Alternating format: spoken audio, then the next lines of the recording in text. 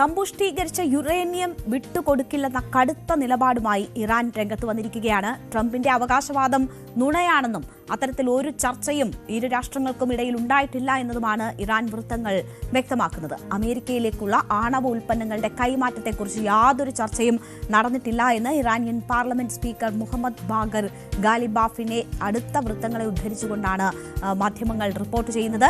Trump പറയുന്നത് നുണയാണ് എന്നും നടന്നുകൊണ്ടിരിക്കുന്ന ചർച്ചകളിൽ കാര്യമായ പുരോഗതിയൊന്നും ഉണ്ടായിട്ടില്ല എന്നതുമാണ് ഇപ്പോൾ പുറത്തുവരുന്ന റിപ്പോർട്ട്. ഇറാൻ മുന്നോട്ട് വെച്ച വ്യവസ്ഥകൾ പൂർണ്ണമായി പാലിക്കുന്നതിനെ ആശ്രയിച്ചാണ് തുടർ ചർച്ചകൾ ഉണ്ടാവുകയെന്നും ഈ റിപ്പോർട്ടുകളിൽ പറയുന്നുണ്ട്. അതേസമയം ട്രംപിന്റെ അവകാശവാദം അത് വളരെ ആശ്വാസം നൽകുന്നതായിരുന്നു. ആണവായുധ മോഹം ഉപേക്ഷിക്കുക, ആണവ സാമഗ്രികൾ കൈമാറുക എന്നിവയ്ക്ക് പുറമെ ഹോർമുസ് കടലിടുക്ക് തുറന്നു കൊടുക്കാനുമുള്ള വ്യവസ്ഥകൾ കരാറിൽ ഉൾപ്പെടും എന്നതുൾപ്പെടെ ട്രംപ് അവകാശപ്പെട്ടിരുന്നതാണ്. സമാധാന കരാർ യാഥാർത്ഥ്യമായാൽ പാകിസ്ഥാൻ തലസ്ഥാനമായി ഇസ്ലാമാബാദിൽ വെച്ച് അത് ഒപ്പിടും, അതിൽ താൻ ആ ചടങ്ങിൽ പങ്കെടുക്കും എന്നുൾപ്പെടെയുള്ള കാര്യങ്ങൾ ട്രംപ് സൂചിപ്പിച്ചു. അതായത് ഈ യുദ്ധം അവസാനിപ്പിക്കാൻ പോവുകയാണ്, ഞങ്ങൾ തമ്മിൽ കരാറിലായിരിക്കുന്നു എന്നതിന്റെ സൂചനകളാണ് ട്രംപ് നൽകിയത്.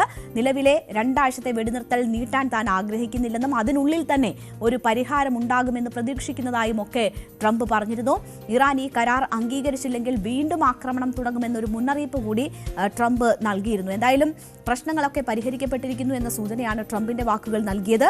ഈ സമ്പുഷ്ടീകരിച്ച യുറേനിയം കൈമാറാനുള്ള ധാരണയുണ്ടായിരിക്കുന്നു, യുദ്ധം അവസാനിക്കാൻ പോവുകയാണ്, വെടിനിർത്തൽ ഇനി നീട്ടേണ്ടി വരില്ല എന്നതൊക്കെയാണ് ട്രംപിന്റെ വാക്കുകളിൽ പറഞ്ഞിരുന്നത്. നമുക്കറിയാം, നേരത്തെ ലെബനനിൽ ഇപ്പോൾ ഇസ്രായേൽ വെടിനിർത്തൽ പ്രഖ്യാപിച്ചിട്ടുണ്ട്. അവിടെയും ആശ്വാസകരമായ സാഹചര്യമുണ്ട്. അതിൻ്റെയൊക്കെ അടിസ്ഥാനം ട്രംപിന്റെ ഈ വാക്കുകൾ കൂടി ആയിരുന്നു. അപ്പോൾ യുദ്ധം ഏതാണ്ട് അവസാനിക്കാൻ പോകുന്നു എന്നൊരു പ്രതീതിയാണ് ഉണ്ടായിട്ടുണ്ടായിരുന്നതെങ്കിൽ ഇപ്പോൾ ട്രംപിന്റെ വാക്കുകളൊക്കെ തള്ളിക്കളഞ്ഞുകൊണ്ട് ഇറാൻ രംഗത്ത് വരുന്നതാണ് നമ്മൾ കണ്ടത്. 2ാം ഘട്ട ഒത്തുതീർപ്പ് ചർച്ച നടക്കാനിരിക്കെയാണ് ഇപ്പോൾ ഈ നിലപാടുകളിൽ വിട്ടുവീഴ്ചയില്ലാതെ കാര്യങ്ങൾ മുന്നോട്ട് പോകുന്നതും ഇറാൻ അവരുടെ ഇങ്ങനെയൊരു ചർച്ചകൾ പോലും നടന്നിട്ടില്ല എന്ന കാര്യം സ്ഥിരീകരിക്കുന്നത്. ഹോർമുസിൽ അമേരിക്കൻ ഉപരോധം തുടരുന്ന ഒരു സാഹചര്യമൊക്കെയുണ്ട്. അപ്പോൾ എന്താണ് ഈ നടക്കാൻ പോകുന്ന ചർച്ചകളുടെ ഭാവി എന്നൊരു ചോദ്യം ഉയരുകയാണ്. വിനോദ് വാർത്തയുടെ വിശദാംശങ്ങളുമായി നമുക്കൊപ്പം ചേരുന്നു. വിനോദ്, യുദ്ധം ഏതാണ്ട് അവസാനിക്കാൻ പോകുന്നു എന്നതായിരുന്നു ട്രംപിന്റെ വാക്കുകൾ നൽകിയ സൂചനയെങ്കിൽ ഇറാൻ ഇപ്പോൾ അത് തള്ളിക്കളയുകയാണ്. അങ്ങനെ ഏതെങ്കിലും തരത്തിൽ സമ്പുഷ്ടീകരിച്ച യുറേനിയം ഉൾപ്പെടെ കൈമാറിക്കൊണ്ട് ഈ പ്രശ്നം പരിഹരിക്കുന്നതിനെ അങ്ങനെ ഒരു ചർച്ചയും നടന്നിട്ടില്ല എന്ന് ഇറാൻ പറയുകയാണ്. ഈ 2ാം ഘട്ട ചർച്ചകളുടെ ഭാവി പോലും തുലാസിലാക്കുമോ ഇറാൻ എടുത്തിരിക്കുന്ന ഇപ്പോഴത്തെ നിലപാട്? ട്രംപിന്റെ അവകാശവാദങ്ങൾ പൂർണ്ണമായും തള്ളുകയാണോ ഇറാൻ ചെയ്തിരിക്കുന്നത്?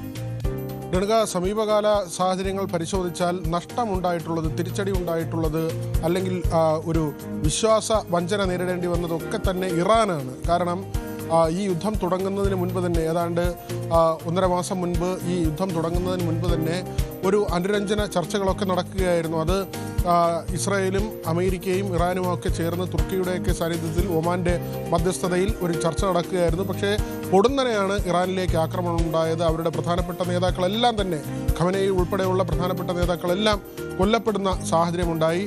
അവർക്ക് അമേരിക്കൻ ബോംബിങ്ങിൽ വലിയ നാശനഷ്ടങ്ങളുണ്ടായി. ഇറാന് കാര്യമായ നാശനഷ്ടം തന്നെയാണ് ഇതുവരെ ഉണ്ടായിട്ടുള്ളത്. ഈ എണ്ണ കയറ്റുമതിയിൽ വലിയ ഉപരോധം വരുന്നു. രാജ്യത്ത് സമ്പദ് വ്യവസ്ഥയെ പ്രതികൂലമായി ബാധിക്കുന്ന തരത്തിലേക്ക് പോവുകയാണ്. അടുത്ത ആഴ്ച മുതൽ സ്കൂളുകൾക്ക് അവധി നൽകാൻ ഇറാൻ നിർബന്ധിതമാകുകയാണ്. കാരണം ഏത് നിമിഷവും കനത്ത ആക്രമണത്തിലേക്ക് ഇറാൻ ചെന്ന് വീഴാം, അല്ലെങ്കിൽ അത് നേരിടേണ്ടി വരാം എന്നൊരു സാഹചര്യം നിലനിൽക്കുന്നുണ്ട്.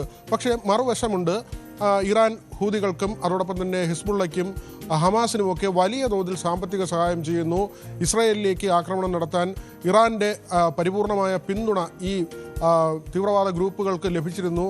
അങ്ങനെയുള്ള ഒരു പ്രശ്നം, അല്ലെങ്കിൽ ഈ സ്വതന്ത്രമായി പ്രവർത്തിക്കുന്ന അവരുടെ രാജ്യങ്ങളിൽ അവർ മറ്റൊരു തരത്തിൽ പ്രവർത്തിക്കുന്ന വിമത ഗ്രൂപ്പുകൾക്കൊക്കെ തന്നെ ഇത്തരത്തിലുള്ള ഫണ്ടിങ് നടത്തിയത് ഇറാനാണ് എന്ന ഒരു പ്രശ്നം ഇസ്രായേൽ മുന്നോട്ട് വയ്ക്കുകയാണ്. അതിനപ്പുറത്തേക്ക്, അതുകൊണ്ടാണ് പറഞ്ഞത്, സമീപകാല സാഹചര്യം പരിശോധിക്കുമ്പോൾ ഇറാന് വലിയ നാശനഷ്ടമുണ്ടായിരിക്കുന്നു. പക്ഷേ ഇവിടെ ഇറാൻ ഒരു വിട്ടുവീഴ്ചയ്ക്ക് തയ്യാറാകുമോ ഇല്ലയോ എന്നത് തന്നെയാണ് ഏറ്റവും പ്രധാനപ്പെട്ട കാര്യം. ഈ യുറേനിയം സമ്പുഷ്ടീകരണവുമായി ബന്ധപ്പെട്ട് തന്നെയാണ് ഈ പ്രശ്നം അടിസ്ഥാനപരമായി നിലനിൽക്കുന്നത്. കാരണം ഇസ്രായേലിനെ സംബന്ധിച്ച് ഇറാൻ ഒരു ആണവ ശക്തിയാകുന്നത് അവർക്ക് ചിന്തിക്കാൻ പോലും കഴിയാത്തൊരു കാര്യമാണ്. അമേരിക്കയെ സംബന്ധിച്ച് അങ്ങനെ വലിയ ആശങ്കയൊന്നുമില്ല. പക്ഷേ ഇസ്രായേലിനെ സംബന്ധിച്ച് ഇറാൻ ഒരു ആണവ ശക്തിയാകുന്നത് അവർക്ക് ചിന്തിക്കാൻ പോലും കഴിയാത്ത ഒരു സാഹചര്യമാണ്. അതുകൊണ്ട് തന്നെയാണ് ഈ വെടിനിർത്തൽ ഉണ്ടായിട്ടും, പലകുറി വെടിനിർത്തൽ പ്രഖ്യാപനം ഉണ്ടായിട്ടും, അല്ലെങ്കിൽ സമാധാന ചർച്ചകളിലേക്ക് കാര്യങ്ങൾ പോയിട്ടും, അത്തരം ചർച്ചകൾ നടന്നിട്ടും ഇസ്രായേലിൻ്റെ ഭാഗത്ത് നിന്ന് വീണ്ടും ലെബനനിലേക്കും അല്ലെങ്കിൽ ഇറാനിലേക്കും ഒക്കെ ആക്രമണം ഉണ്ടാകുന്നത് അവരുടെ ആശങ്ക കൊണ്ട് മാത്രമാണ്. ഇവിടെ ഇറാൻ എടുക്കുന്ന നിലപാട് വളരെ നിർണായകമാണ്. സമ്പുഷ്ടീകരിച്ച യുറേനിയം സ്വീകരിക്കാൻ തങ്ങൾ തയ്യാറാണെന്ന് റഷ്യ ഇതിനകം തന്നെ നിലപാട് അറിയിച്ചിട്ടുണ്ട്. അതായത് ഈ യുദ്ധം തീരാൻ ആഗ്രഹിക്കുന്ന രാജ്യങ്ങളിൽ ഇന്ത്യ പോലെ, ചൈന പോലെ, പാകിസ്ഥാൻ പോലെ ഒരു രാജ്യമാണ് റഷ്യ. മറ്റ് യൂറോപ്യൻ രാജ്യങ്ങളെല്ലാം തന്നെ ഈ യുദ്ധം അവസാനിക്കാൻ ആഗ്രഹിക്കുന്നുണ്ട്. അങ്ങനെ റഷ്യ ഈ സമ്പുഷ്ടീകരിച്ച യുറേനിയം എടുക്കാൻ തയ്യാറാണ് എന്നൊരു നിലപാട് സ്വീകരിച്ചിട്ടുണ്ട്. പക്ഷേ അങ്ങനെ ഒരു നിലപാടിലേക്ക് പോകാൻ ഇതുവരെ ഇറാൻ തയ്യാറായിട്ടില്ല.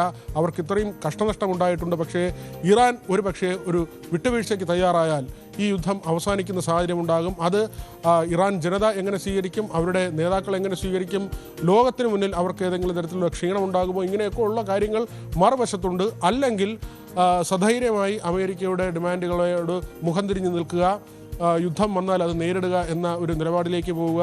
നമുക്കറിയാം, ഇപ്പോൾ ഹോർമൂസിൽ വലിയ ഉപരോധമാണ് അമേരിക്കയുടെ സേന വരുത്തിയിട്ടുള്ളത്. ആ ഒരു സേന യുദ്ധത്തിലേക്ക് മാറാൻ വലിയ താമസമൊന്നുമില്ല. ആ ഉപരോധം വരുത്തിയിട്ടുള്ള കപ്പലുകൾ വളരെ പെട്ടെന്ന് തന്നെ ഈ യുദ്ധക്കപ്പലുകൾ ഒരു യുദ്ധ രീതിയിലേക്ക് മാറുക, ഇറാനെ ആക്രമിക്കുക, അതിനൊന്നും വലിയ കാലതാമസമില്ല. വളരെ പെട്ടെന്ന് തന്നെ അന്തരീക്ഷം മാറി മറിയാനുള്ള സാധ്യതയുണ്ട്. കാരണം അടുത്ത ദിവസങ്ങളിൽ 1-2 ദിവസത്തിനുള്ളിൽ വീണ്ടും ഇസ്ലാമാബാദിൽ ഒരു അനുരഞ്ജന ചർച്ച നടക്കേണ്ടതുണ്ട്. അതിൽ പാകിസ്ഥാൻ മധ്യസ്ഥത വഹിക്കും. അമേരിക്കയുടെയും ഇറാൻ്റെയും പ്രതിനിധികൾ ആ ചർച്ചയിൽ പങ്കെടുക്കും. അതിന് മുന്നോടിയായി നമുക്ക് ഏറ്റവും പ്രധാനപ്പെട്ട ഒരു കാര്യമായി പറയാനുള്ളത് ലെബനനിലേക്കുള്ള ആക്രമണം, ഇസ്രായേലിൻ്റെ ആക്രമണം, തിരിച്ച് ഹിസ്ബുള്ളയുടെ പ്രത്യാക്രമണം, ഇത് അവസാനിപ്പിക്കുന്നതിന് വേണ്ടിയുള്ള ഒരു ധാരണയായിട്ടുണ്ട്. 10 ദിവസത്തെ വെടിനിർത്തൽ എന്നത് ഈ ഇരു രാജ്യങ്ങളും പാലിക്കുന്നുണ്ട്. അത് വന്ന ശേഷം ഇസ്രായേലിൻ്റെ ഭാഗത്ത് നിന്ന് ചില ആക്രമണങ്ങളുണ്ടായി. കഴിഞ്ഞ ദിവസം 4 ആരോഗ്യ പ്രവർത്തകർ കൊല്ലപ്പെട്ടു. പക്ഷേ അതിനുശേഷം കാര്യമായ ആക്രമണം ലെബനനിലേക്ക് ഉണ്ടായിട്ടില്ല. തിരിച്ചും അങ്ങനെ ഉണ്ടാകുന്നില്ല. അതൊരു ശുഭകരമായ കാര്യമാണ്. അങ്ങനെ അതിലൊരു ഒത്തുതീർപ്പുണ്ടാവുകയും ഈ ഓഫറുകൾ, അമേരിക്കയുടെ ഓഫറുകൾക്ക് വഴങ്ങി ഇറാൻ പിന്നോട്ട് പോകുന്നു എന്നതിനപ്പുറത്തേക്ക് ചില സമ്മർദ്ദങ്ങളുടെ ഭാഗമായി അത് ഇന്ത്യ അടക്കമുള്ള രാജ്യങ്ങൾ ഒത്തുതീർപ്പിന് വേണ്ടി ശ്രമിക്കുന്നുണ്ട്, ചില വിട്ടുവീഴ്ചകൾക്ക് വേണ്ടി നീക്കങ്ങൾ നടത്തുന്നുണ്ട്. അങ്ങനെ ആ ഒരു അത്തരം എന്തെങ്കിലും വിട്ടുവീഴ്ചകൾ ഉണ്ടാകുമോ എന്നത് പ്രതീക്ഷിക്കുന്ന അവസ്ഥ കൂടിയാണ്. വിനോദ്, ഇപ്പോൾ നമ്മൾ പല ഘട്ടങ്ങളിലും ഈ യുദ്ധം ഒരു സമാധാനത്തിലേക്ക് അല്ലെങ്കിൽ വെടിനിർത്തലിലേക്ക്, യുദ്ധം അവസാനിപ്പിക്കുന്നതിൻ്റെ ചർച്ചകളിലേക്ക് കടക്കുമ്പോൾ അവിടെ വിലങ്ങുതടിയാകുന്നത് ഇസ്രായേലിൻ്റെ നിലപാടാണ് എന്നത് കണ്ടിട്ടുണ്ട്. അത് പലപ്പോഴും മറനീക്കി പുറത്തു വരുന്നത് നമ്മൾ കണ്ടിട്ടുണ്ട്. ഏറ്റവും ഒടുവിൽ പാകിസ്ഥാനിൽ തലസ്ഥാനമായ ഇസ്ലാമാബാദിൽ നടന്ന ചർച്ചകളിലും വിലങ്ങുതടിയായത് നെതന്യാഹുവിൻ്റെ നിലപാടാണ് എന്നതാണ് പുറമേക്ക് വന്ന റിപ്പോർട്ടുകൾ. പക്ഷേ ഇപ്പോൾ ആ സാഹചര്യങ്ങൾ മാറുന്നുണ്ടോ? ലെബനനുമായി ഒരു വെടിനിർത്തൽ കരാറിലേക്ക് ഇസ്രായേൽ എത്തിയ ഒരു സാഹചര്യമുണ്ട്. ഇപ്പോൾ ലെബനീസ് പ്രസിഡന്റ് നേരിട്ട് ഇസ്രായേലുമായി സംസാരിക്കുന്നു എന്ന തരത്തിലൊക്കെയുള്ള വാർത്തകൾ വന്നുകൊണ്ടിരിക്കുകയാണ്. അവിടെ അല്പം ശുഭകരമായ സാഹചര്യങ്ങൾ ഉണ്ട് എന്നത് മനസ്സിലാകുന്നു. അമേരിക്കൻ ബ്ലോക്കേഡിന് ശേഷം ആദ്യമായ ഒരു ഇറാൻ കപ്പൽ ഗൾഫ് മേഖലയിൽ നിന്ന് എക്സിറ്റ് ചെയ്തിരിക്കുന്നു എന്നതിൻ്റെയൊക്കെ വാർത്തകൾ വരുന്നു. അപ്പോൾ മൊത്തത്തിൽ ഒരു പ്രശ്ന പരിഹാരത്തിലേക്ക് കാര്യങ്ങൾ നീങ്ങുന്നു എന്നതിൻ്റെ സൂചനകൾ ആഗോളതലത്തിൽ കാര്യങ്ങൾ മുഴുവൻ വിലയിരുത്തുമ്പോൾ ഉണ്ടാകുന്നുണ്ടോ? ജോസഫ് ഔൺ, അദ്ദേഹമാണ് ലെബനൻ്റെ പ്രസിഡന്റ്. അതോടൊപ്പം തന്നെ ബെഞ്ചമിൻ നെതന്യാഹു, ഇസ്രായേലിൻ്റെ പ്രധാനമന്ത്രി. ഇവർ രണ്ടും താൻ പറയുന്നത് കേൾക്കുന്നു, അവർ വെടിനിർത്തലിലേക്ക് പോയി എന്ന കാര്യമാണ് ട്രംപ് ഇപ്പോൾ ആവർത്തിച്ച് പറയുന്നത്. താൻ സമാധാനം കൊണ്ടുവരുന്ന, യുദ്ധം അവസാനിപ്പിക്കുന്ന 10ാമത്തെ സംഭവമാണ് എന്ന കാര്യത്തിൽ ട്രംപ് വലിയ തോതിൽ കൊട്ടിഘോഷിക്കുന്നുണ്ട്, അല്ലെങ്കിൽ അങ്ങനെ ഒരു ക്രെഡിറ്റ് സ്വയം എടുക്കുന്നുണ്ട്. ഏതായിരുന്നാലും ലെബനനും ഇസ്രായേലും തമ്മിലുള്ള സംഘർഷം ശാന്തമായാൽ തന്നെ, അത് കുറേ അധികം ഒഴിവായാൽ തന്നെ, ഇല്ലാതായാൽ തന്നെ ഈ പ്രശ്നങ്ങൾക്ക് കുറേ പരിഹാരമാകും. ഇറാൻ പ്രധാനമായും ഇങ്ങനെ സാമ്പത്തിക സഹായം നൽകുന്നു, ആയുധങ്ങൾ നൽകുന്നു എന്നതൊക്കെയാണ് ഇസ്രായേലിൻ്റെ പരാതി. മാത്രമല്ല, ഈ യുറേനിയം സമ്പുഷ്ടീകരണത്തിൻ്റെ കാര്യത്തിൽ കടുംപിടുത്തം ഇറാൻ തുടരുകയാണ്. അവർ ഊർജ്ജാവശ്യത്തിന് വേണ്ടിയാണ് തങ്ങൾ ഈ സമ്പുഷ്ടീകരണം നടത്തുന്നതെന്ന വാദമാണ് തുടരെ ഈ ചർച്ചകളിലും അവർ അങ്ങനെയാണ് മുന്നോട്ട് വെച്ചത്. പക്ഷേ നമുക്ക് വരികൾക്കിടയിൽ വായിക്കാൻ കഴിയുന്നത്, അല്ലെങ്കിൽ ഈ നിലപാടിൽ നിന്ന് മനസ്സിലാക്കാൻ കഴിയുന്നത്, മറ്റ് രാജ്യങ്ങൾക്ക് ആണവശക്തി ആകാൻ കഴിയുമെങ്കിൽ എന്തുകൊണ്ട് തങ്ങൾക്കായിക്കൂടാ എന്നൊരു ചോദ്യം ഇറാൻ ഉണ്ട് എന്നത് വളരെ വ്യക്തമാണ്. അവരുടെ സമീപനത്തിൽ അത് വ്യക്തമാണ്. കാരണം ഇപ്പോൾ ഈ വെടിനിർത്തൽ ഉണ്ടായ ശേഷം, അതായത് അമേരിക്ക സഖ്യസേന ഇസ്രായേൽ സേന ഇറാനിലേക്ക് ഉള്ള ആക്രമണം അവസാനിപ്പിച്ച ശേഷം ഇപ്പോൾ ഉപരോധം മാത്രമാണ് തുടരുന്നത്.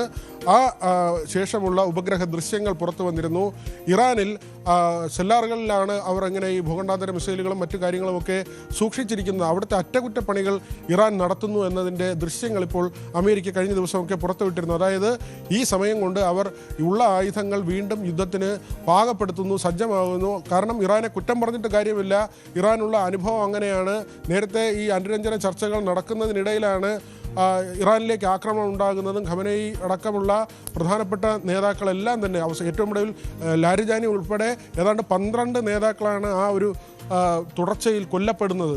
അങ്ങനെ ഇറാനെ സംബന്ധിച്ച് ഒരുപക്ഷെ ഇറാൻ തീർന്നു പോകുമെന്ന് ഇസ്രായേലും അമേരിക്കയും കരുതുന്ന ഘട്ടത്തിലാണ് മുസ്തഫ ഖമനേയിയുടെ നേതൃത്വത്തിൽ ഇറാൻ അതിശക്തമായി തിരിച്ചടിക്കുന്നത്. അത് ഇസ്രായേലിന് എതിരെ മാത്രമല്ല, അമേരിക്കയുമായി സഖ്യം പുലർത്തിയിട്ടുള്ള അറബ് രാജ്യങ്ങളിലേക്കൊക്കെ തന്നെ ആ ആക്രമണം മുന്നോട്ട് പോകുന്നു. പക്ഷേ നമുക്ക് 2 കാര്യങ്ങളിലാണ് പ്രതീക്ഷ വെച്ച് പുലർത്താൻ കഴിയുന്നത്. ഒന്ന്, ഇസ്ലാമാബാദിൽ നടക്കുന്ന ചർച്ച. മറ്റൊന്ന്, ഇസ്രായേലും ലെബനനും തമ്മിലുള്ള വെടിനിർത്തൽ. അതൊരു സമാധാനത്തിലേക്ക് പോയാൽ ഒരുപക്ഷെ യുദ്ധം അവസാനിക്കും. എന്തായാലും ഇപ്പോൾ റഷ്യയും ഇന്ത്യയും ഒക്കെ ആ വെടിനിർത്തലിനെ പിന്തുണച്ചുകൊണ്ട് തന്നെ രംഗത്ത് വരുന്ന ഒരു സാഹചര്യം ഉണ്ടായി. അതിനോടകം തന്നെ ഇന്ന് വിദേശകാര്യ മന്ത്രാലയം തന്ന ഒരു കണക്ക് 2361 ഇന്ത്യൻ നാഷണലിസ്റ്റിനെ ഈ യുദ്ധം തുടങ്ങിയതിന് ശേഷം ഇറാനിൽ നിന്ന് തിരികെ എത്തിച്ചിട്ടുണ്ട് എന്നൊരു കണക്കാണ്. അത് 2361 പേരെയാണ് നാട്ടിൽ തിരിച്ചെത്തിച്ചിരിക്കുന്നത് എന്നൊരു കണക്ക് വരുന്നു. എത്രയധികം ആളുകളെ ഇത് ബാധിക്കുന്നു എന്ന് നമ്മൾ കണ്ടുകൊണ്ടിരിക്കുകയാണ്. നമ്മളുടെ അടുക്കളകളിൽ വരെ യുദ്ധം ബാധിച്ചു തുടങ്ങിയിട്ട് ദിവസങ്ങളായിരിക്കുന്നു. അപ്പോൾ എത്രയും വേഗം യുദ്ധം അവസാനിക്കട്ടെ, അതിനുള്ള ചർച്ചകൾ നടക്കട്ടെ എന്ന് നമുക്ക് ആശിക്കാം.